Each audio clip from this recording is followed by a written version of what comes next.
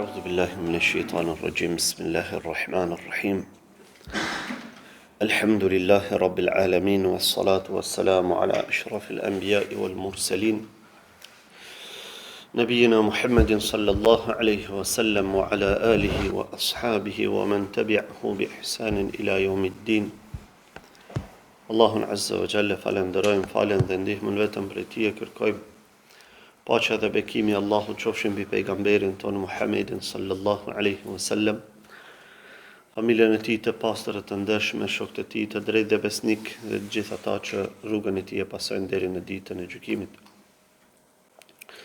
Allahut jemi falendërues që na ka udhëzuar në Islam dhe na ka udhëzuar në rrugën e pejgamberit sallallahu alaihi wasallam, na ka udhëzuar sunetin e tij. Begati kjo e cila është e patjetërsueshme për robin që të arrijë kënaqësinë e Allahut azza wa jall. Madje dietarët kanë shkuar deri në atë pikë saqë disa prej tyre sunetin e kanë bë pjesë të imanit dhe kanë thënë se imani është të kesh bindje me zemër, pastaj këtë bindje ta deklarosh me gjuhë dhe ta përkthesh në vepra, gjitha kjo tjetë në sunetin e pejgamberit sallallahu alaihi wasallam, sepse vetëm atëherë vepra është e pranuar. Nëse vepra është jashtë sunetit të pejgamberit sallallahu alaihi wasallam, vepra është e refuzuar pa marrë parasysh se çfarë lloji është niyeti. Prandaj edhe dietarët kur kanë folur rreth kushteve të pranimit të veprës, i kanë përmend se vepra i ka dy kushte që të pranohet.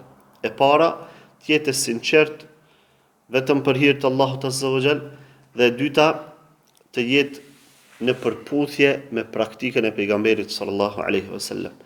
Pra kemi shumë tekste kuranore, kemi shumë fjalë të ulemave, të cilat na tregojnë, do thotë që për të pranuar veprat njëri duhet të jetë në sunet, në rrugën e pejgamberit sallallahu alaihi wasallam. E nëse është jashtë kësaj rruge, atëherë veprat e njeriut të tillë nuk i pranohen, pa marrë parasysh se çfarë niyetesh bën, edhe nëse bën niyete të mëdha që këtë punë po e bëj për ta çliruar ummetin e Muhamedit sallallahu alaihi wasallam, këtë punë po e bëj për me fitu kënaqësinë e Allahut, këtë punë po e bëj po sakrifikoj për rrugë të Allahut, për mes daveti përpara etj. Niyeti i vetëm nuk e çon njeriun përpara, por duhet jetë patjetër përputhja e veprës me sunetin e pejgamberit sallallahu alaihi wasallam. Prandaj edhe e kemi fjalën e, me sa më kujtohet, Hasan Basriut rahimahullah, i cili thotë se, ose Bishr ibn Harith al-Hafi rahimahullah, i cili thotë se nëse një njeri do ta çlironte, do thotë sikur romakët, pra armiqtë e Allahut azza wa jall, ti pushtonin tokët e muslimanëve edhe të vinin deri në Hijaz, pra afër Suidhesis arabe, dhe do të dilte dikush me shpatë e ti tërhiqte armiqtë e Allahut, ti luftonte dhe ti çlironte gjitha këto toka të muslimanëve, dhe gjitha ata muslimanë që nxënë robën nga këta armiq, mirë po në anën tjetër thot i tilli të flas për sahabët e pejgamberit të Allahut, qofsa edhe maja gjylparës sa prek, thot nuk do t'ja pranonte Allahu këtë vepër të madhe. Do thot tash paramendoj çfarë krahasimi kemi. Një njeri që po i pështon miliona muslimanë, po u pështon jetën miliona muslimanëve, edhe po lufton armikun e Allahut, edhe po i çliron tokat e muslimanëve, po i kthen pra tokat e muslimanëve. Edhe gjithë këtë gjihad, gjithë këtë punë, gjithë këtë përpjekje, Allah azza wa jall nuk ja pranon. Pse? Sepse nuk është në sunetin e pejgamberit sallallahu alaihi wasallam. E pjesë e sunetit pejgamberit të Allahut është që të mos preken sahabët, mos të flitet asnjë fjalë keqe për sahabët. E çka për dikon që flet keq për vetë pejgamberin e Allahut, çka për dikon që flet keq për vetë Allahun azza wa jall. Do thotë, pastaj aty e kuptojmë, do thotë që njëri i tillë asnjëherë nuk mundet, asnjëherë sunet nuk i vjen, e lëmë diçka më shumë. Prandaj duhet jemi falendërues që Allah Azza wa Jall fillimisht na ka bërë qartë çka është suneti i pejgamberit sallallahu alajhi wasallam, cila është rruga e sunetit dhe pastaj na ka mundsuar që ta ndjekim atë rrugë. Dhe pas kësaj vëllezër të dashur, vazhdojmë matutje me rrugtimin ton në përsirjen e pejgamberit sallallahu alaihi wasallam, ku kena arrit në një prej stacioneve të mëdha, gjithsesi haxhin e pejgamberit sallallahu alaihi wasallam, haxhin lamtumirës. Dhe e kemi përmend se si pejgamberi sallallahu alaihi wasallam kishte ardhur me sahabët e tij në Mekë për ta kryer këtë haxh dhe urdhëresat e tij që kishte drejtuar sahabëve që të lirohen nga ihrami, ata të cilët nuk i kishin marrë kurbanët me vete. Dhe pastaj pejgamberi alayhi salam së bashku me shokët e tij qëndruan në afërsitë të Mekës, pra për me prit ditën kur vjen koha për të nisë në vendin e shenjtë të Arafatit. Dhe në ditën e 8 të muajit Dhul Hijja, e cila ndryshe quhet edhe dita Yaumut Tarwiyah, dita e Tarwiyes. Tarwiyah do thot me shu etjen, me shuajt etjen. Pse është shujt me këtë emër? Për shkak se në atë kohë, pra edhe më herët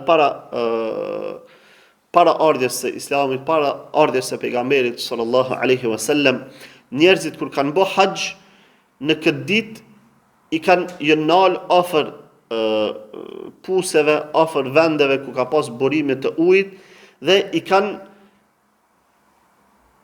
ju kanë dhënë me pi deveve ujë dhe kanë marrë rezerva të ujit me vete. Për atë shujt edhe dita e shuarjes së etjes, Yaumut Tarwiyah, sepse prej aty pastaj po nisin në një ibadet që ju kërkon punë dhe angazhim, edhe s'kan mundësi të shkojnë të furnizohen me ujë, nga se Gjezira Arabe nuk ka pas shumë burime, shumë puse, sikurse që janë qelë masni. Edhe këtë ditë, pra në ditën e Tarwiyes, i kanë dhënë me pi deveve ujë, kafshëve të tënve, edhe kanë pi edhe për veti, po edhe kanë marrë rezerva të ujit me vete, sepse tash po i prej, domethënë, një rrugtim në një ibadet të madh. Edhe në Islam, pra është shujt kjo Yaumut Tarwiyah, dita e shuarjes së etjes. Dhe atë ditë ka qenë paraditja e ditës së enjte. Paraditja e ditës së enjte, kur pejgamberi sallallahu alaihi wasallam me gjithë ata që i kish me veti niset për në Mina. Tash na jemi duke shpjeguar sirën e pejgamberit sallallahu alaihi wasallam, mi për të njëjtën kohë edhe jemi duke i shpjeguar mënyra qysh rrjedhin ritët e haxhit. Tash pe këtu e tutje jemi duke tregu se qysh bëhet haxhi. Dhe në ditën e 8 të muajit Dhul Hijja është prej sunetit pejgamberit sallallahu alaihi wasallam që me shku në Mina para dite. Me shku në Mina para namazit të drekës. Dhe atë ditë, pra kur u nisëm për me shku në Mina, pejgamberi sallallahu alaihi wasallam i urdhëroi, domethënë, shokët e tij, të cilët ishin liru më herët prej ihramit që kena përmend, i urdhëroi që tash duni me vesh ihramin edhe me bë telbien e ihramit. Labbaik Allahumma hajjan. Dhe se tash po niset për në haxh. Dhe shkohet në Mina. Ka shku pejgamberi sallallahu alaihi wasallam në Mina dhe aty ka fal namazin e drekës, namazin e ikindis, namazin e akşamit dhe namazin e yacis. Të gjitha këto të shkurtuara, jo të bashkuara, por të shkurtuara. Drekën kur e ka fal në kohën e vet 2 rekate. Ikindin në kohën e vet 2 rekate. Akşami nuk shkurtohet, edhe yacin në kohën e vet 2 rekate. Dhe atë natë ka bujt në Mina. Deri të nesërmen në mëngjes, kur do të thotë kjo ka qenë nata e ditës së Xhumë. Nata e Xhumës. Dhe ka bujt pejgamberi sallallahu alaihi wasallam në Mina derisa edhe e ka falë edhe namazin e sabahut. Dhe ka qëndru aty deri kur do të thonë dielli vetëse ka lind. Përmend Ibn Abbasi rahimahullah radiyallahu ta'ala anhu thot صلى النبي صلى الله عليه وسلم بمنى 5 صلوات. Dhe pejgamberi sallallahu alaihi wasallam i pati fal në Mina 5 namaze. Drekën, ikindin, akshamin, yatsin edhe sabahun e ditës së xuma. Dhe pasi lindi dielli i ditës së xuma, tash jemi të fol në ditën e 8 ka shku në Mina. Ka bujt e tash në ditën e 9, masi që ka lind dielli, pejgamberi sallallahu alaihi wasallam është ngrit me njerëzit që i ka pas dhe u nis për në Arafat. U nis masi ka lind dielli. U nis për në Arafat dhe i ka urdhëruar dikon që me shku në Namirah. Namirah është një hapësirë e cila i paraprin Arafatit. Dhe ka urdhëruar dikon që me ja vendos një shator në Namirah. Dhe e ka ndjek rrugën e Dabbit, do të thonë që njihet, që është njohur, do të thonë një rrugicë me këtë emër. Dhe gjatë rrugës sahabët ka pas për tyre që kanë bërë telbie, lebejk Allahumma lebejk. Disa tjerë kanë bërë tekbire, Allahu akbar, walillahil hamd, në forma të ndryshme. Gjitha këto pejgamberi sallallahu alaihi wasallam i ka dëgju, edhe asnjëri prej tyre do thotë nuk i ka kritiku apo nuk i ka ndalu. Disa kanë bërë telbie, disa tekbire, dhe gjitha kanë qenë në rregull. Kur ka arrit pejgamberi sallallahu alaihi wasallam në Namirah, e cila është domethënë në fillim të Arafatit, vetëse e ka gjetë shatorin të shtruar, të ngritur dhe është vendos aty. Dhe ka qëndru në Namirah, në shatorin e tij, derisa dielli domethënë në mesdit ka filluar të largohet prej kupës së qiellit. Pas kësaj, kur është largu dielli prej kupës së qiellit, domethënë në mesdit, ka urdhëruar që t'ia përgatisin devën dhe prej aty është nis dhe ka shku në luginën e quajtur Uranah. Është një lugin e quajtur Uranah. Dhe aty ju ka ligjëru njerëzve. Kjo domethënë ka qenë pjesë e Arafatit. Dhe aty domethënë e ka marrë ligjërimin apo ligjëratën e Arafatit. Edhe pse ka qenë dita Xhumat ditë, ama kjo njeri kur është në udhtim nuk e ka obligim Xhuman. E kjo ka qenë hutbja e Arafatit. Dhe aty pejgamberi sallallahu alaihi wasallam në këtë hutbë i ka sqaruar, domethënë ato i ka përmend disa mesele që janë të rëndësishme për muslimanët. Dhe i ka këshillu njerëzit me këshilla të ndryshme. Përderisa pejgamberi sallallahu alaihi wasallam ju ligjëronte njerëzve, kena përmend do thotë se aty ka qenë një numër i madh i sahabëve. Ka pas shumë njerëz. Fjalët e pejgamberit sallallahu alaihi wasallam i ka përcjell një sahabi me emrin Rabi'ah ibn Umayyah ibn Khalaf, djalë vllau i Safwan ibn Umayyah ibn Khalaf. Dhe ky e ka pas domethënë zonin e fuqishëm, prandaj edhe pejgamberi sallallahu alaihi wasallam ja ka dhënë këtë mision që me i përcjell fjalët e pejgamberit sallallahu alaihi wasallam. Sa herë ka dashur pejgamberi sallallahu alaihi wasallam me thon diçka, ka thënë ja Rabi'a, thuj o ju njerëz, po thot pejgamberi sallallahu alaihi wasallam kështu. Edhe Rabi'a domethënë ka bërtit me zot madh që me dëgju sa më shumë njerëz. Atë ditë hutbën që ka marrë ka qenë e shkurtër, nuk e ka zgjatë. E kjo është sunneti pejgamberit sallallahu alaihi wasallam që hutbeja e Arafatit mos me u zgjat, me qenë e shkurtër. Këtë e përmend Salim ibn Umar, thot Salim Maula ibn Umar thot Abdul Malik ibn Marwani kur ka qenë khalife, thot i pa të shkru letër Hajjajit, tash Hajjajin pedini kush ka qenë.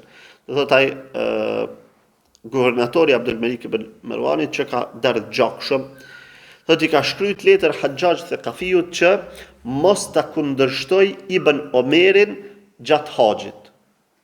Se e ka ditë domethënë që Abdullah ibn Omeri radhiyallahu ta'ala anhu e ka ndjek sunetin e pejgamberit sallallahu alaihi wasallam tamam çush duhet, dhe ka qenë pe sahabët të pakët që kanë me gjallë në atë kohë, kështu që çka do që i ka thënë Abdullah ibn Omeri, Hajjaji ka pas obligim me ju nënshtru. Dhe kur ka ardhur puna e khutbes, Abdullah ibn Omeri ka thënë Hajjajit në ditën e Arafatit, ka thënë in kunte turidu sunnata faqsur al-khutbata wa ajjil al-wuquf. Ka thënë nëse po don me qëllu sunetin e pejgamberit sallallahu alaihi wasallam, atëherë mos e zgjat khutben. Shkurtoje khutben dhe shpejtoje qëndrimin në Arafat. Do thot mos me vënu qëndrimin në Arafat.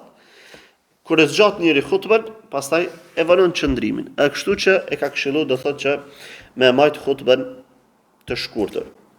Pasi që kjo ka qenë edhe khutbeja e pejgamberit sallallahu alaihi wasallam, e tillë ka qenë e shkurtër.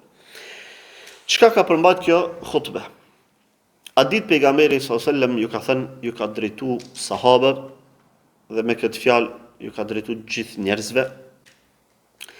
Ejuhan nas, o ju njerëz, isma'u qawli fa inni la adri la'alli la alqakum ba'da 'ami hadha bi hadha al-mawqif abada. O ju njerëz, dëgjojeni mirë fjalët e mia, sepse unë nuk e di mas sotit në këtë vend a muj me ju taku.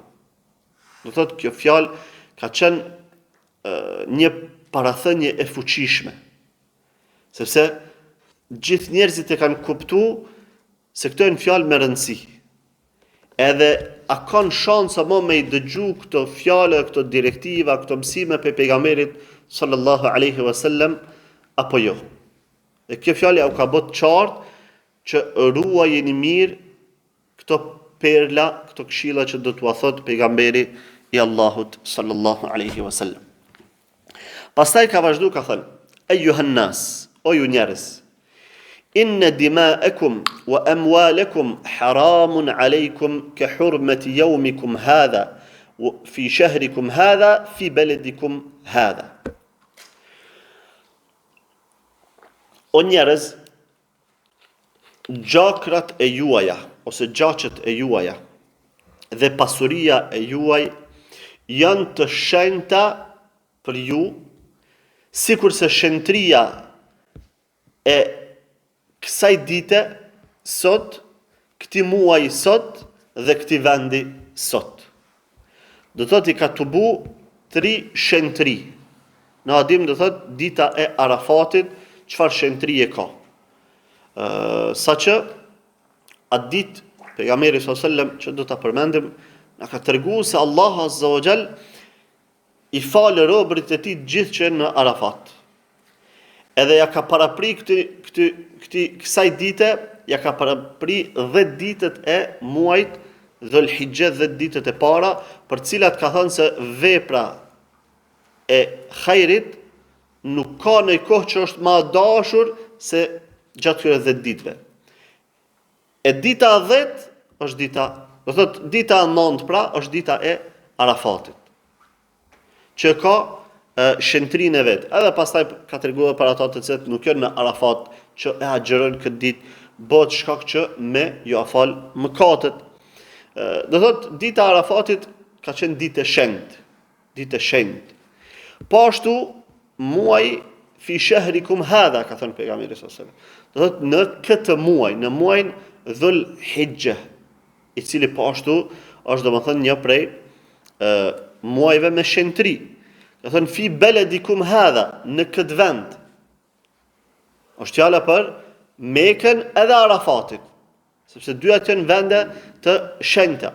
Saqë përmendet në transmetime se Arafati ka qenë vendi ku janë taku dy njerëzit e parë që kanë zbrit në tokë, Ademi edhe Hawaja alayhim assalam.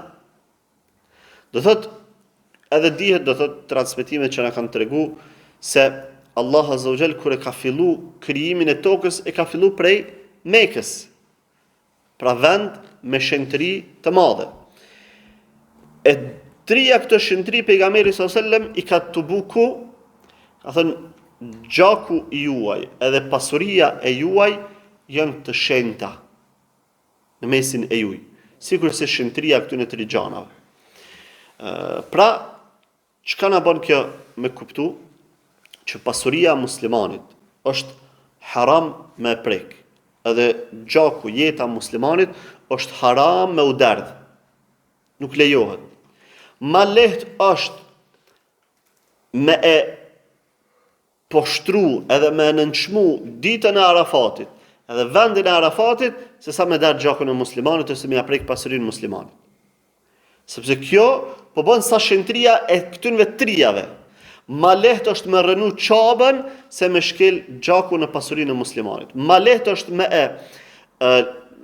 poshtru, do më thënë dikush qabën e Mekën, se sa me ja derdh gjakun një muslimani edhe me ja prek pasurinë.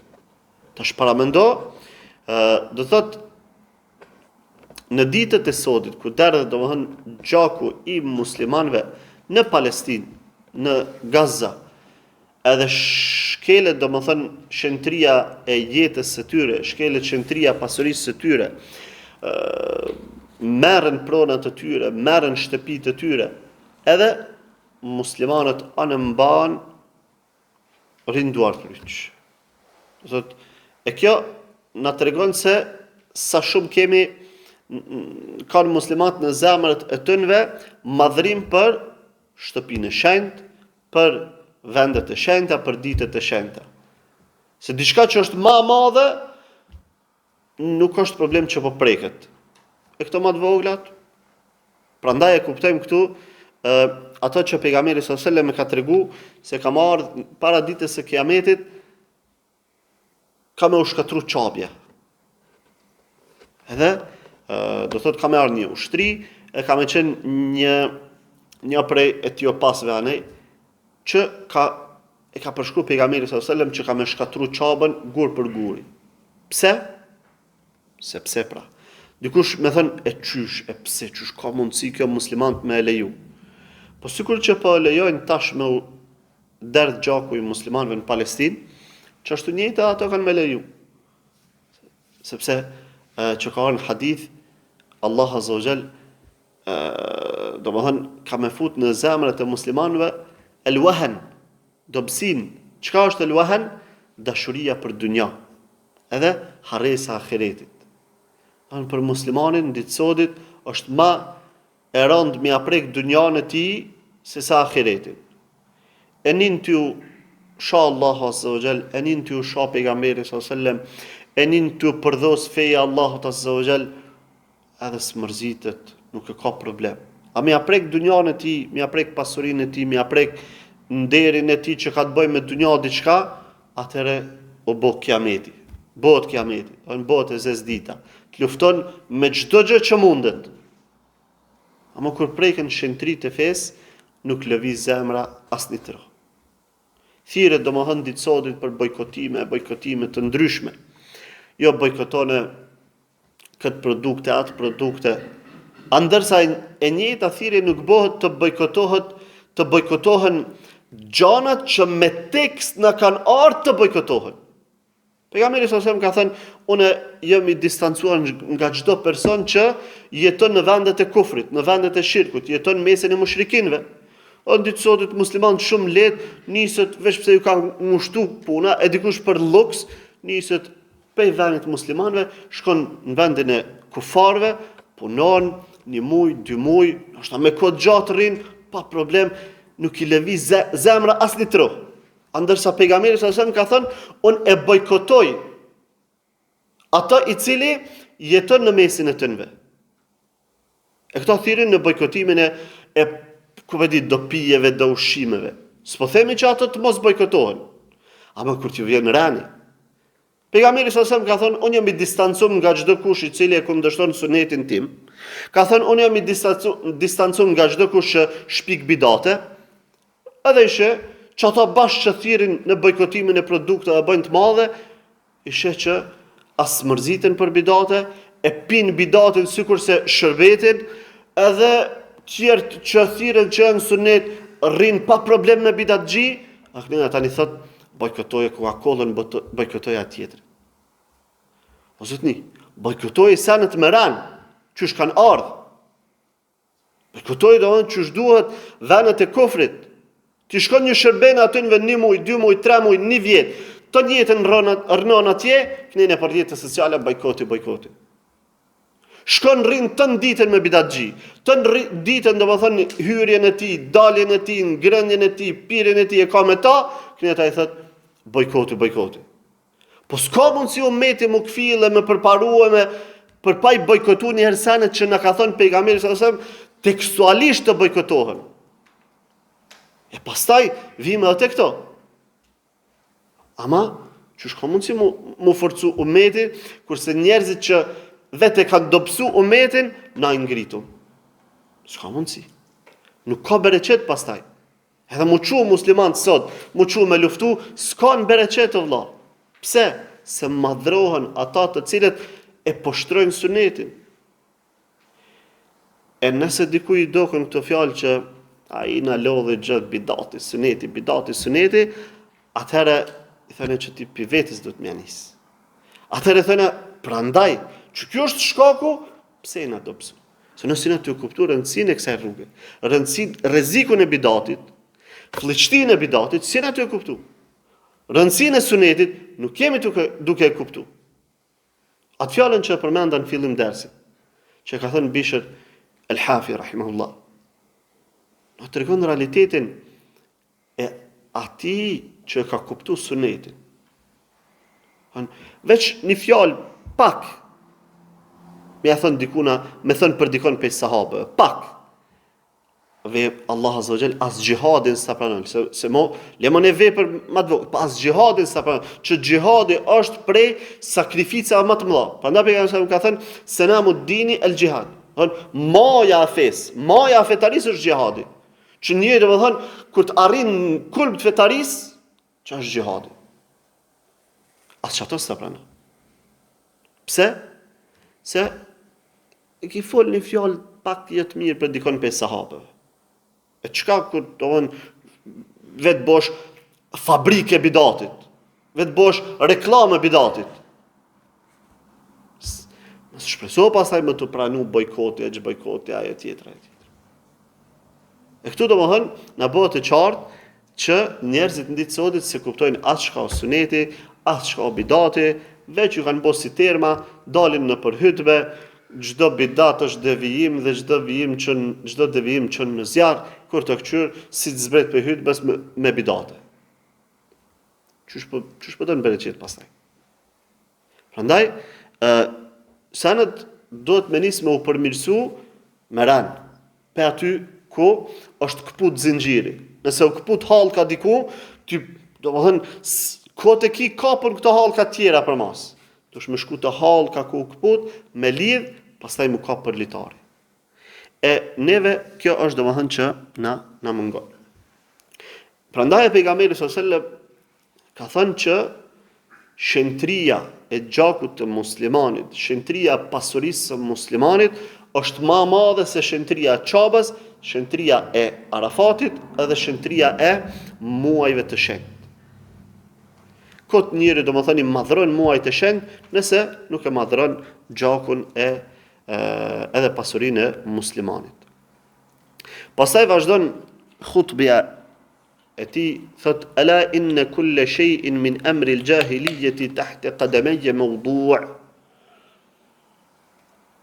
Thot dijeni që çdo gjë që I përket jahilietit, punëve të jahilietit, thot është e anuluar nën këmbët e mia. Është e anuluar pra nën këmbët e mia. Wa dima'ul jahiliyyati mawdu'a. Gjaqet që kanë met pa u zgjidh të jahilietit, thot ato janë të anuluara. Wa inna awwala damin ad'u min dima'ina damu Iyad ibn Rabi'ah ibn al-Harith ibn Abd al-Muttalib. Ato gjaku i parë i cili ka me domethënë borxh, gjaku i parë të cilin po e anuloj, thot është gjaku i Iyad ibn Rabi'a ibn al-Harith ibn Abd al-Muttalib. I cili thot kana mustarda'an fi Bani Layth fa qatalathu Hudhayl. I cili ka qenë domethënë i duke ushqy me gji në fisin Banu Layth, në familjen Banu Layth, edhe fisi Hudhayl e ka vra. E ka me domethënë gjaku hala pa u shpagu. E ka me domethënë kjo hasmëria, hakmarja me nxerr gjakun. E pejgamberi sallallahu alajhi wasallam ju ka treguar që të gjitha gjaqet e xahilietit, për qëllimet të xahilietit që kanë, ato janë të anuluara. Edhe këtu e kena një sham edhe një mësim tjetër që pejgamberi sallallahu alajhi wasallam kur e ka thënë këtë rregull, sa një parë që ka bë është e ka fal një gjak të familjes së vet. Thotë që njeriu kur e bën vet një punë, atëherë kjo është ma bindse për njerëzit.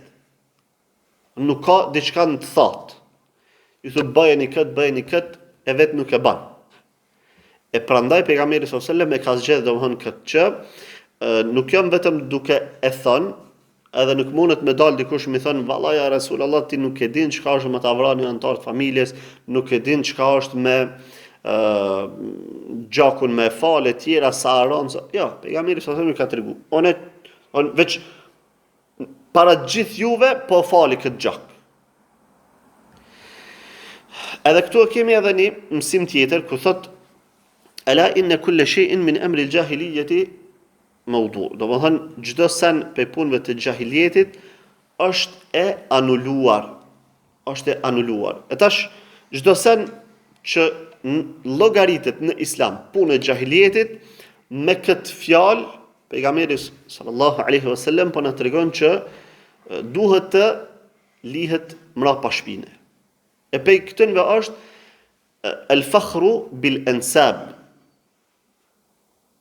Krenaria, apo me u lavdu njeriu me para ardhësit. Wa ta'nu fil-ensab. Edhe me i, do thot me i prek njerëzit në preardhjen e tyre. Të dyja këto janë punë të xahilietit, që i ka përmend pejgamberi sallallahu alajhi wasallam në një hadith tjetër. Të dyja janë punë të xahilietit. Dhe çka? Pra këtu e kemi urdhresën që këto të gjitha duhet munal. Gjitha duhet munal. E çka ndodh në ditët e sotit? Armiqtë e Islamit e kanë pa domethënë e kanë vrejt që jo vetëm tek musliman, po edhe tek shoqëritë e tjera, jahudit i kanë rënë fije që me i angazhu njerëzit me çdo sene, atëherë muna me i largu prej produktivitetit, muna me i largu prej tubimit edhe mu bo faktor pra, kundra tyre. E çka e shohim, do thot, e kanë dhez motorin e nacionalitetit, thuja në çdo shoqëri. Motorin e nacionalitetit. Mu kap njerëzit për paraardhësit e tyre. Na jena shqiptar, ata tjerë qonë, na jena gjerman, zdojnë më na ardh dikush tjetër, jo na jena shqiptar, jena më të mirit, jo kështu, jo gjaku i shqiptarit, jo buka shqiptarit, jo fjala besa shqiptarit. Edhe me këto sene i angazhojnë nga gjanat e rëndësishme. Nga gjanat e rëndësishme. Ndërsa këto pejgamberi sallallahu alajhi wasallam i kanë ndalu. Është prej sunetit pejgamberit sallallahu alajhi wasallam mos mu kap për këto gjana. Ama fatkeqësisht në ditët e sotit e shohim domethënë që njerëzit shpikin festa të reja duke u bazu në nacionalizëm, shpikin ligje të reja duke u bazu në nacionalizëm. Tash domethënë nuk na dana shumë kohë, jemi në muajin shtator, tetor, nëntor. Kur vjen nëntori, urime. Kush urohet? Festa urohet. Pejgamberi sallallahu alajhi wasallam na ka treguar domethënë që muslimanët kanë veç dy festa. Në ditë sotit, edhe elita fetare qohet me urufesta të cilat shëriati nuk i ka legjitimu. Ato llogaritën bidat. Ama, këtu e shojmë sa pak, sa poshtë ka ra ummeti, duke nënçmu sunetin e pejgamberit sallallahu alajhi wasallam në këtë formë. Në ditën e Arafatit pejgamberi sallallahu alajhi wasallam ju ka thënë njerëzve ngoni mirë se mas sotit ndoshta si ju takoj. I bjen doon që po do mi përcjell do mësime shumë të rëndësishme. E në mesin e krejta këtyre gjanave, çto i ka zgjatë pejgamberi sallallahu alajhi wasallam mi përmend. Sepse do të jenë të rëndësishme edhe të ndjeshme në umetin e tij deri në ditën e Kiametit. Ama umeti s'po marr vesh. Pastaj ka thënë warib al-jahiliyyati mawdu'. Një çush e ka anulu, domthonë gjaçet e jahiliyetit, hakmarrjet e jahiliyetit, që ashtu një thot po anuloj edhe të gjitha ato fajdet e jahiliyetit që kanë met halal mesin e njerëzve. Fajdet, kamata. Ka thënë warib al-jahiliyyati mawdu', dhe kamata e jahiliyetit ka thënë është e anuluar. Wa awwalu riban, këtu e ka dhënë shembullin e njëjtë, që unë jam i pari që po e bëj këtë sen. Wa awwalu riban ad'u ribana, riba Abbas ibn Abdul Muttalib, fa innahu mawdu'un kulluhu. A thot kamata ose fajdja e parë që jene po e shfuqizoj edhe po anuloj, thot është kamata jon. Kamata e Abbas ibn Abdul Muttalib, axhës pejgamberit sallallahu alajhi wasallam. I cili në jahiliet, u marr me fajde. Thot fa innahu mawdu'un kulluh. I tëri thot, e tëra pra është e anuluar. Dhe me këtë nuk ju kalon njerëzve hapësirë që me thënë, jo ti nuk e din sa zorë është, nuk e din, po ja u kam shel domethënë gjitha arsyetimet. Pastaj pejgamberi sallallahu alaihi wasallam vazhdon me këshilla tjera, thot fattaqullaha fin nisa. Kine frikë Allahun azza wa jall për gratë e juaja. Kine frikë Allahun për gratë. Sepse ato janë një shtresë e shoqërisë e dobët, e cila lehtë mundet me u shtyp edhe me ju bë zullum. Lehtë mundet me ju bë zullum, sepse janë të pafuqishme. Si për ka ana e vetë familjes vetë, që ashtu edhe për ka ana e vendit ku martohen. Prandaj pejgamberi sallallahu alajhi wasallam ju ka thënë fattaqullaha fin nisa. Tutjuni Allahut për gratë. Fa innakum akhadhtumuhunna bi amanillah. Sepse ju i keni marrë ato gra me çka? Me garancinë e Allahut.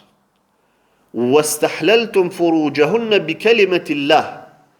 Edhe nderi i tënve domethënë, ju është bë halal, çka? Me fjalën e Allahut. Pra, ju është leju me u vetmu me to dhe me pas kontakt intim me to, me fjalën e Allahut. Prandaj, me këto dy gjana, ja u ka bët qartë njerëzve, që kur ti ruhesh mos me i bo zullum grus, nuk e ki që pitutësh grus. Se ka si me ndjelet që thot, kush, mora, po si tut nga grus, e i bën zullum. Jo, s'po thot kërkush tut ju grus, ama tut ju Allahut azza wa jall, që ti qatë gru të ka bo halal me e pas gru, vetëm në përmjet fjales të Allahut azza wa jall, edhe garancisë se Allahut fuqiplot. Ajo kontrat kur lidhet, kontrata e niqahit, ajo është kontratë e shenjtë. Andaj, nuk i lejohet njerit me e shkelat kontrat, me e përbuzat kontrat. Dhe do të me e kuptu këtë sen. Që kur e shkelat kontrat, e përbuzat kontrat, i ban zullum bashortës, ti e duke e shkel fjallën e Allahut azza wa jall. Edhe e duke tradhtu garancinë e Allahut fuqiplot. Se ajo robresha Allahut ka pranu me qenë nën sundimin tënd, vetëm për hir të Allahut. Prandaj, edhe pejgamberi sallallahu alajhi wasallam ju ka thënë njerëzve fattaqullaha, tutjuni Allahut për gratë juaja. Ka thënë walakunna alayhinna alla yuti'na furushakum ahadan takrahunahu. E ka thënë e drejt e juaja kërshi tyre është që ato mos me sjell, mos me fut në shtëpinë e juaj dikon që ju s'keni dëshirë, që ju nuk keni qef, që ju e urreni.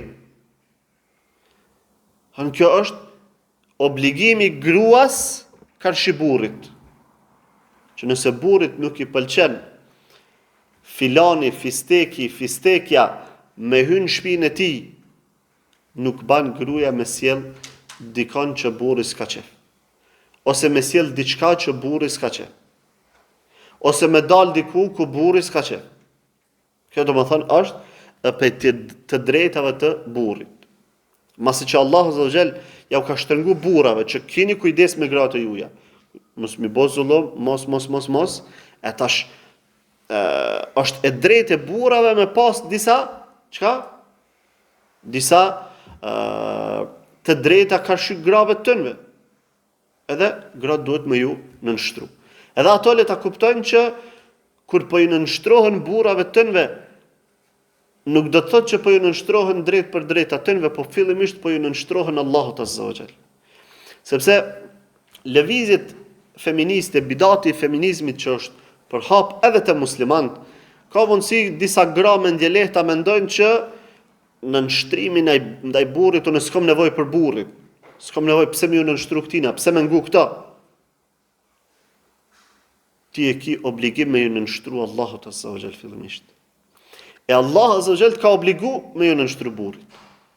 Burrit thot diçka duhesh me ngu, përveç nëse është mëkat. Nëse është mëkat, atëherë aty nuk ka nënshtrim për askand. Ama nëse nuk është mëkat, e ki obligim me ju nënshtru. Edhe për sa në thjeshta, qysh i marrish leje burrit me dal pi shtëpisa? Po, duhet patjetër. Ama kjo feminizmi i çoroditur i ka bë gratë me mendu që kanë pushtet. A nuk e din domthonjë që e gjitha kjo është në domin e tyre. Në një rast, dikun në një prej shteteve, në një takim një hoxh me një person të shtetit, domethënë që ka lidhje me gjykata, me post, domethënë të lartë në shtet, edhe ja bën këtë pyetje, thotë, ai tregon për do ligje të reja që i ka vendosur shteti.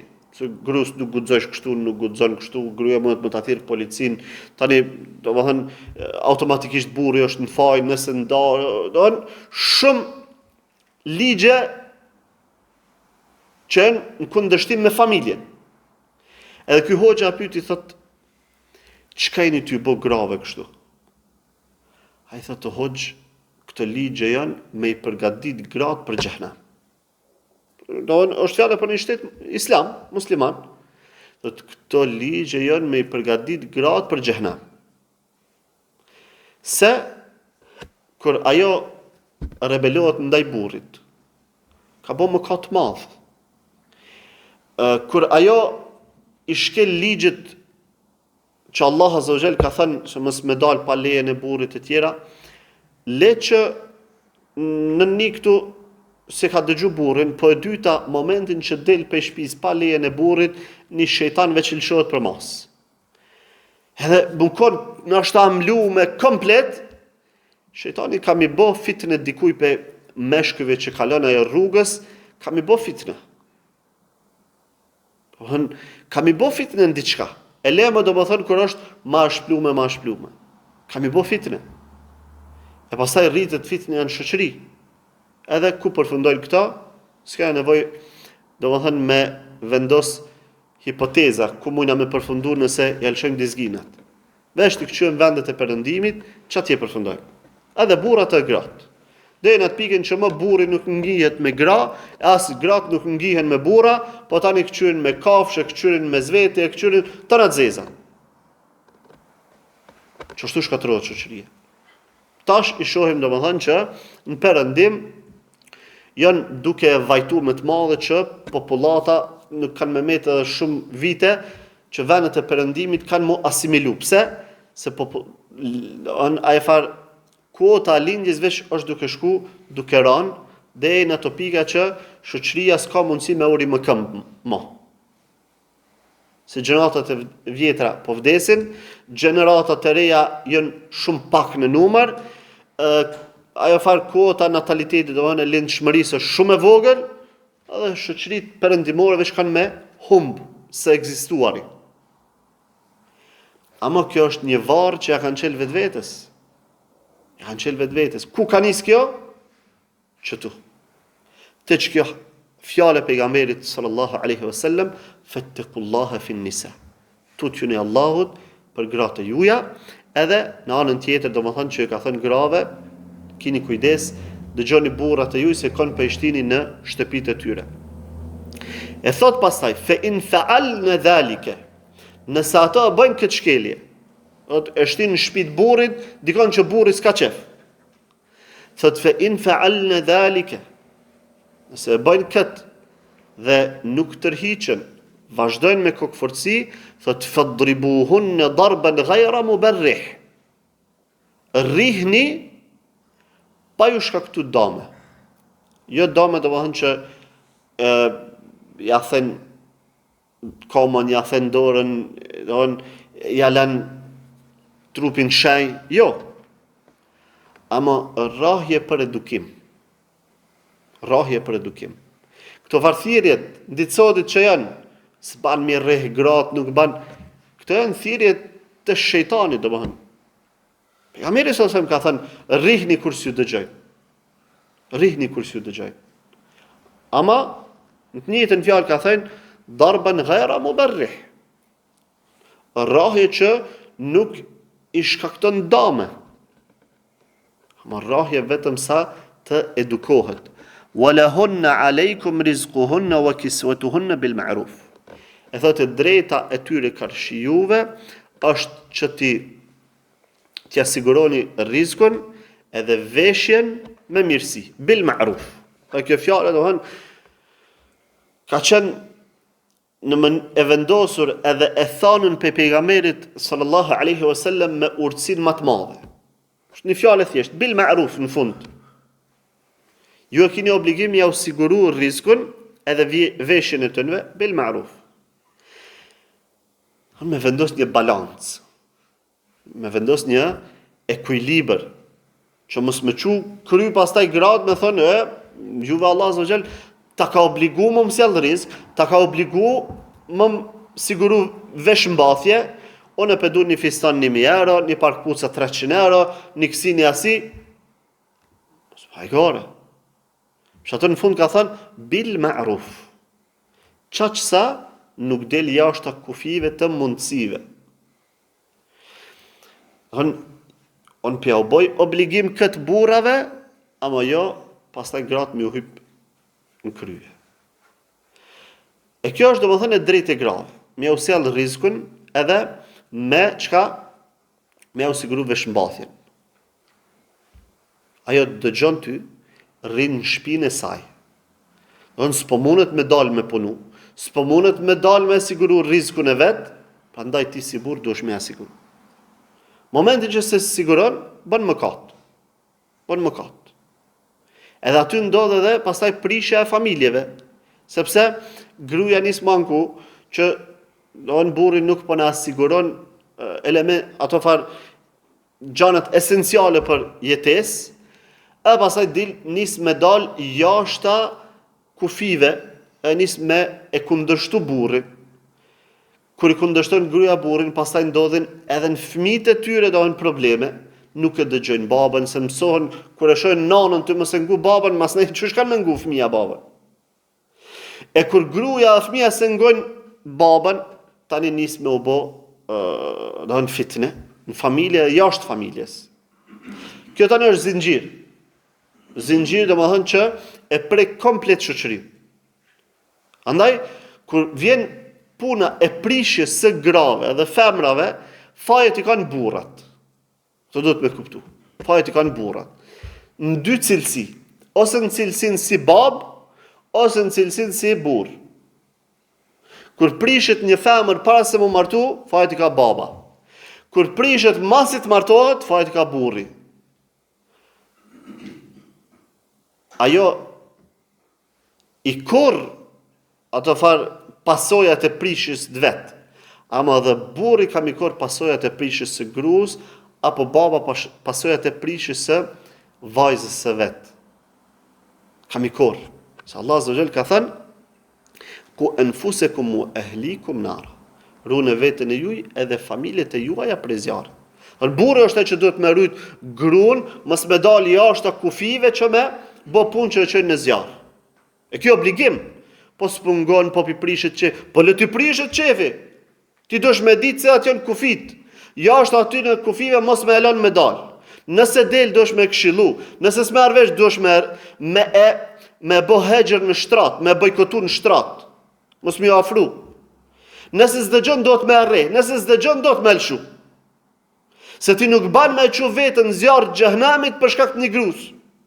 Sa ajo kur s'ngon, edhe nëse rre, edhe me gjithë ato vazhdon ti me majt në atë formë, edhe ti këmë marrë në pyetje për këtë. Po i këmë thonë në. Po atë ka dëgju, jo. A ki bë hexher në shtrat? Po. S'ka ngu apet. A ki rre? Po. S'ka ngu apet. Pse nuk e kilshu? Ajo ka vazhdu, e ato të llogaritën edhe ty pastaj. Se në këtë formë, kur e lshon, ajo pastaj është përgjegjëse e vetvetes. Nëse nuk ka asnjë përgjegjës tjetër, nëse s'ka babë, s'ka vëlla, s'ka. Po ka mundësi e marton një burr tjetër, i cili ja shtrëngon ç'është duhet. Ti s'ke mujt, po vjen një tjetër ja shtrëngon ç'është duhet. Edhe ruhet. A më kur se lshon, ajo ka me dalë të fterit. A ka bë prishje këtu, shkon në para kraba, ju sjell mendime të feminizmit, e prish gruan aty, vajzën aty, e ditë mirë. Prishet shoqëria. Prandaj, domethënë, Allah Azza wa Jall ja u ka vendos këto, i ka vendos këto rregulla, i ka vendos këto kufi. Edhe secili kur e kryen punën e vet në familje, rregullohet shoqëria. Secili kur e lun rolin e vet në familje, rregullohet shoqëria. Domethënë, gruaja i kryen punën të shtëpisë, më shumë se ka obligim. Se ka obligim me dal me nreq ummetin. Nuk e ka obligim më rasin politik. Nuk e ka obligim më çu pesh me menu që unë duhet me bë davet. Ka kush bën davet. Nuk e ka obligim me dal jashtë shtëpisë. E kur burri nuk e ka obligim ajo me dal me punu me pru rrezik në shtëpi. Burri e ka obligim. Për çato je burr. Si je burr, do të më lëshua se ti si i Zoti me majt gru. Ai i cili s'është i Zoti me majt gru, ai pastaj e ka me kruh ose haram mu martu. Se s'është i Zoti me majt. Ai pe prish pastaj një gru, pe prish një femër, pe prish një familje. Prandaj edhe, duhet me i kqyr këto sene, çashtu që shariati na ka urdhëruar. Edhe me lut secili rolin e vet. Je burr, dush mi gra edhe me punu. Je gru, dush me shujt edhe me punu në shtëpi. E jo, me shkaktu fitne, me bë përçarje, domethënë në mesin e muslimanëve, sepse pastaj na vjen dita kur bëmi si perëndimi, Allah na ruaj domethënë për asaj gjendje. Ama nëse nuk reagojnë muslimanët, nëse nuk reagojnë hoxhallarët me fol, prishet shoqëria. Mirpo, neve na duhet me reagu. Edhe me i përmirësu, domethënë me i mbyll ato vrima të cilat mundet shejtani domethënë me i hap.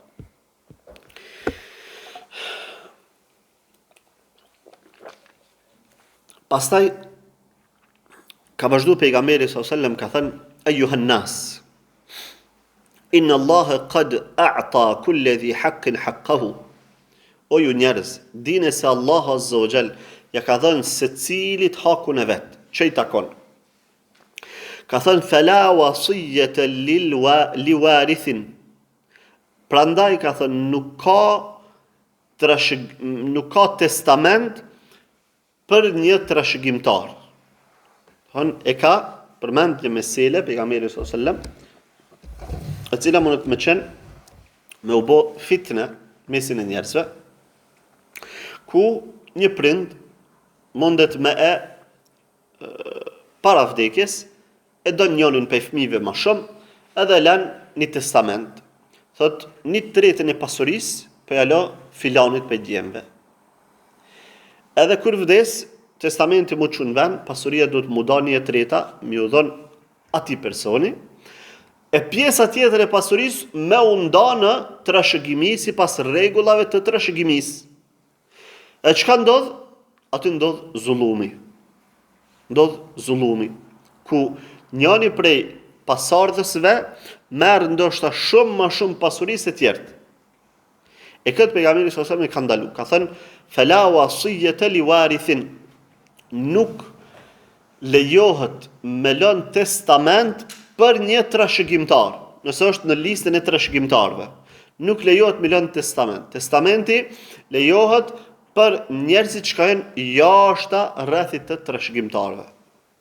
Ndërsa ata që në listën e trashëgimtarëve, atyre nuk ju takon domethënë me marr prej testamentit. Mirë po, pasuria pas vdekjes domethënë të personit ndahet sipas rregullave që shariati ka përcaktuar. Kushdo që nuk e ndan në sipas këtyre rregullave, atëherë vetë se ka bë mëkat dhe ka hangër hakun e dikujt tjetër. E ka hangër hakun e dikujt tjetër sepse pejgamberi sallallahu alajhi wasallam përmend këtu që Allah azza wa jall ja ka dhënë secilit hakun çysh i takon. Mashkullit hisën e 2 femrave. Pastaj ka përmend çfarë hise ka bashkëshortja, çfarë hise kanë prindrit, nëse s'ka prindër as bashkëshorte, as fëmijë, ku na i shkon pasuria, gjitha këto Allah azza wa jall i ka sqaruar. Prandaj edhe duhet domethënë muslimanët me pas këtë parasysh. Dhe vazhdon thot wal waladu lil firashi wa lil ahir al hajar. Thot dhe fëmia i takon shtratit ku ka lind, ndërsa zinaçarit i takon guri. Kjo e kanë përmendur më herët, tek çlirimi i Mekës, kena fol për këto rregulla që kur lind një fëmijë, dikush pretendon thot kjo është fëmia jam, se unë në xahiliet gjëja se ose para se më bë musliman, ose në raste të caktuara kam pas marrëdhënie me këtë femër, është fëmia jam, ai nuk pranohet. Fëmia i takon shtratit ku ka lind, në shtëpinë e personit ku ka lind. Përveç nëse personi domethënë e mohon fëmijën e vet. E mohon fëmijën e vet, aty ka domethënë rregulla. Thot wa hisabuhum ala Allah. Dhe llogaria atyre i takon Allahut. Do të thotë të fol për personin që ndoshta për ato që bën zina, për ato që bën mëkate, në këtë dynja çka i zbatohet ndëshkimi çysh ka caktuar shariati. Ndërsa në botën tjetër llogaria atyre i përket Allahut azza wa jall. Çysh përfundon, çka përfundon, ajo është pastaj tek Allahu fuqiplot. Thot wa man idda'a ila ghayri abihi aw intama ila ghayri mawalihi fa alayhi la'natullahi at-tabi'ati ila yawm al-qiyamah. Thot ai i cili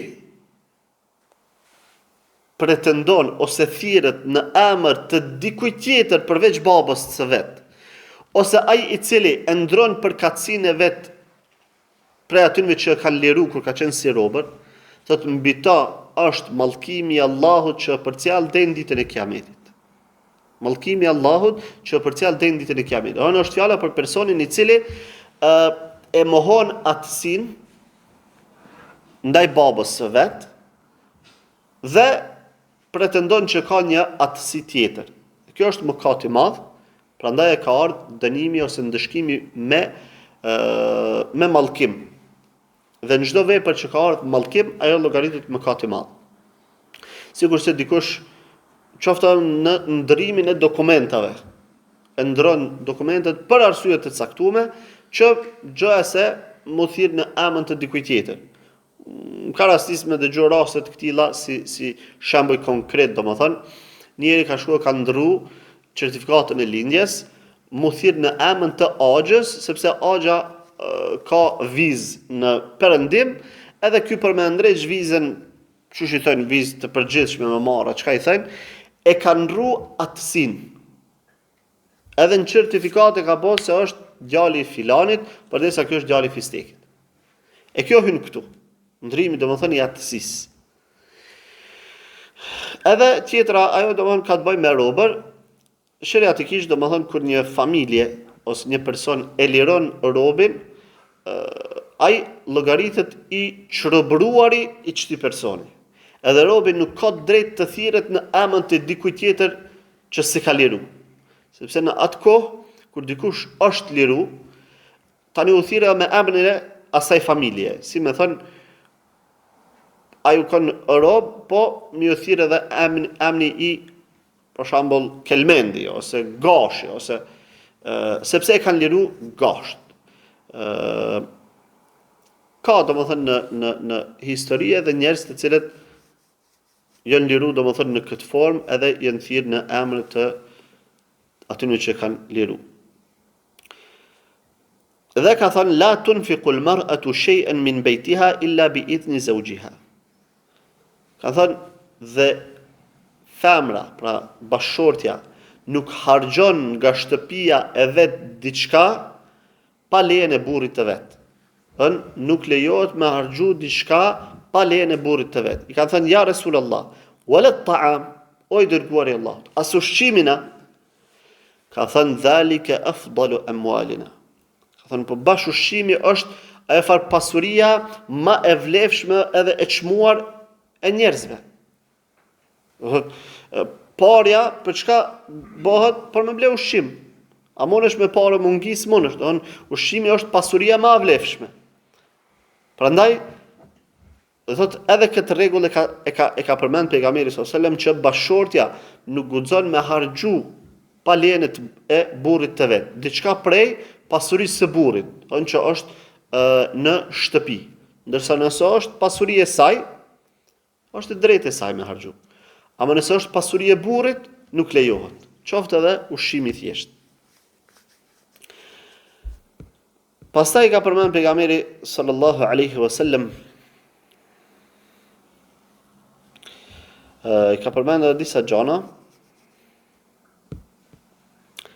që do t'i përmendim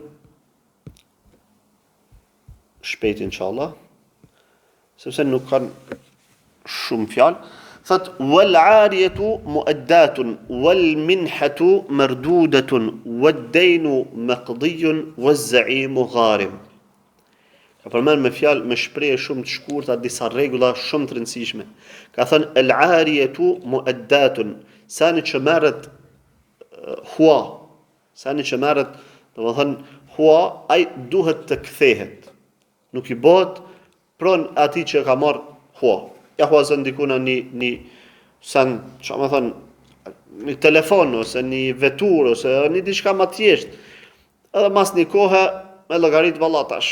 S'ma ka lyp që sa koha, se më u bo jemi. Ose e merr një livadh, hua për me mjell, ose me kosit. Edhe mas një kohë, thot, ja, kjo jemi. Qështë jo kjo? Por që sa vjetë e mjelle, kur s'tu ka vyt tash e jemi më u bo. Ja, sheriatikisht nuk është ashtu. Thot el ariyatu muaddat, sani që merret hua duhet patjetër me u kthy. Wal minhatu mardudatun, dhe thot edhe sani që jepet në shfrytëzim, edhe ajo thot duhet me u kthy patjetër. Nuk i bëhet domethënë e personit. Wad daynu maqdi, edhe borxhi thot duhet me u kthy. I ka përmend 3 gjëra që janë të kësaj natyre. Të kësaj natyre, që dikush e merr për një kohë, pastaj pritet të kthehet, ama njerëzit mund me tjetërsu këto, me thon me bos si rregull, si të ki bosh diku na 1 vjet që s'nja kthesh e mo borxhi fshinët. Kush e ka vendosur këtë rregull? Ky rregull domethën nuk qëndron. Nëse do të wadejnu maqdi, borxhi duhet të kthehet. Nëse nuk ta bën halal personi, atë nuk llogaritet më parja që është e jotja. Të waz-za'imu gharimun. Dhe az-za'im është el-kafil i autorizuar. Personi i autorizuar ai thot është gharim apo damin, garantues. Kur të merr ti me kry një punë një diçka, a dikush të autorizon, edhe prej pakujdesis e prish mjetin. Nuk metet me thonë, a valla unë veç më kënë të kry puna tine, tash, a i leta do të thotë leta garanton këto, leta pagun. Jo, se po thotë pejgamberi s.a.s. Ez-zaimu gharim, i autorizuari duhet me çka? Me garantu, është garantues. Kur diçka prishet në dorën e tij, si i autorizuar. Nëse ka qenë prej pa kujdesisë ti, atëherë duhet me garantu pra për atë gjë. Pastaj thot ja ayuha nas o ju njerëz inna ala kulli ahli bejtin fi kulli amin udhiyatun wa atira. Thot o ju njerëz çdo familje doon për çdo vit është e udhës me therr një kurban, është fjala domethënë për kurbanin që therret në festën e Kurban Bayramit. Thot atadruna mal atira, ka pyetur a dini çka është el atira? Hiya allati yusammiha an-nasu ar-rajabiyya. Kjo është kurbani të cilit njerëzit e quajnë ar-rajabiyya. Arabët të njëjtë kanë thënë kurban në muajin Rajab, si madhrim të këtij muaji, e pejgamberi sallallahu ka dashur me ia ofru një shembull.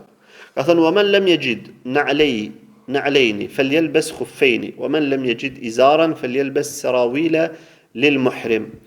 Personi i cili nuk gjen sandalle kur shkon në haxh ose në umre, ka thënë le të vesh edhe meste, mundet me vesh edhe meste.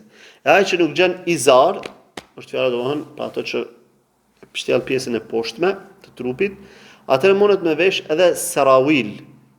Sarawil shalvare, pantollet gjana. E kjo sepse sipas rregullave të haxhit njeriu s'ban me vesh diçka që ambulon zogun e kamës, si mbathje. Por diçka që përthakon kamën krejt, sikurse këpuca është. Po do të me vesh sandalle, që është e hapur e nuk ambulon zogun e kamës. Ama në rast se nuk gjen kurfar alternative, ban edhe me vesh meste ose këpuca pra që ambulon kamën dhe njerit nuk i lejohet me vesh shalvare në haxh, po do të me vesh izar. Kemi thënë izari është si një peshkir, i pa kepon, i çelën që ashtu vesh pështillet me ton njeri. Ata që kanë kry haxh ose umre e din. Ama në rast se njeri nuk gjen çka me vesh, atëri lejohet me vesh sarawil, pra shalvare të gjana.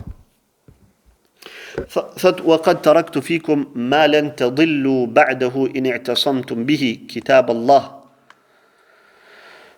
Thot ja u kom lën juve një gjë nëse kapani për ta kur s'keni me deviju.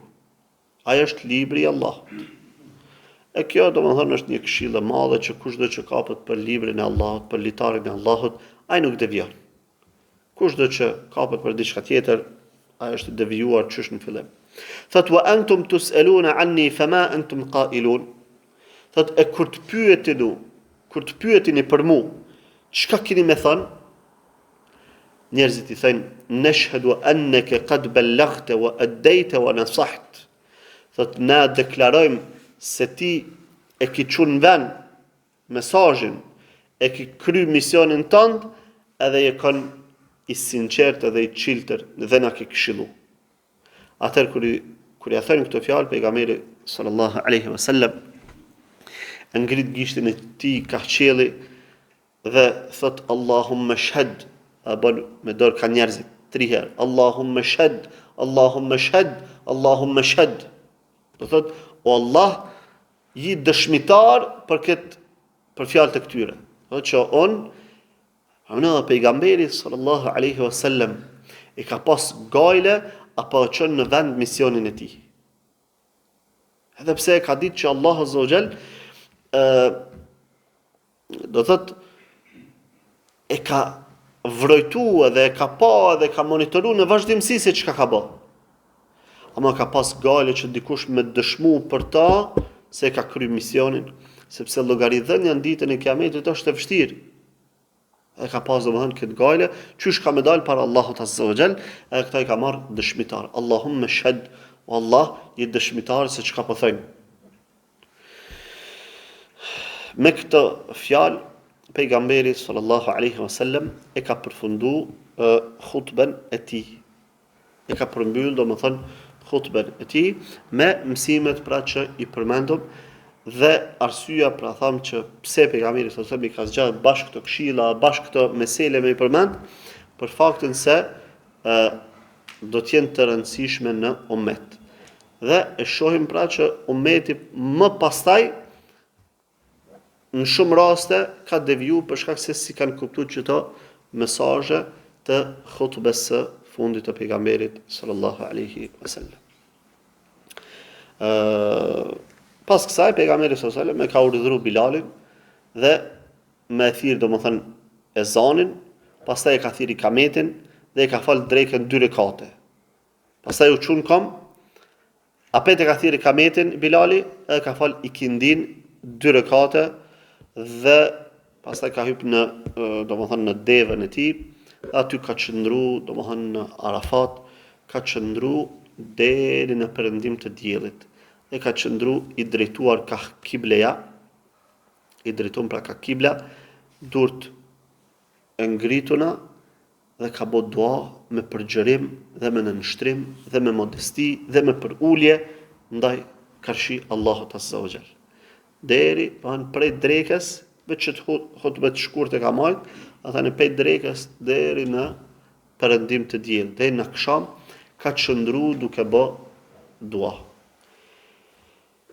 Çka ndodh pastaj gjatë këtyre orëve deri në perëndim të diellit, inshallah kena me përmend në takimin e ardhshëm, ku do të përmendim se çysh njerëzit kanë dyshuar që pejgamberi sallallahu alajhi wasallam është duke agjëruar në ditën e Arafatit apo s'është duke agjëruar, dhe disa ngjarje të tjera që lidhen me këtë ditë.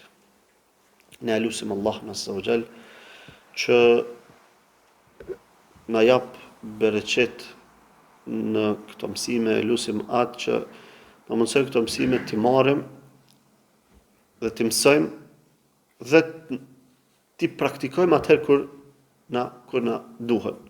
Dhe vënojani veshin mirë domethënë këtyre mësimeve të haxhit, sepse ndoshta Allah azza wa jalla ja u bën punën me bo haxh. Ja u mundson me bo haxh. Haxhi ka rregullat e veta, haxhi ka ritet, është ritual i caktuar se ç'është duhet me u bë. E na këtu e përmendëm që ditën e 8 pejgamberi sallallahu alajhi wasallam çka pas ka bë? Ka shkuar një herë në Mina. Aty ka fal 5 namaze. Tani në çat para dite ka shkuar në fillim të Arafatit. Ka prit kur u bë dreka, ka hyrë në Arafat, edhe aty e ka marrë hutben e tij dhe e ka fal drekën në ikindin të shkurtuara të bashkuara në Arafat. Pastaj ka qëndru deri në perëndim të diellit. Në çet pjesë deri këtu manen men. Ka hala, haxhi det kryet, ama çet pjesë kushtoni rëndësi për ata që dojnë me pas haxhin me brur, haxhin e pranuar. A nëse ki haxhin domethënë veç hajt ta kry, graj pastaj çysh ta merr mendje. Lutim Allahun azza wa jall.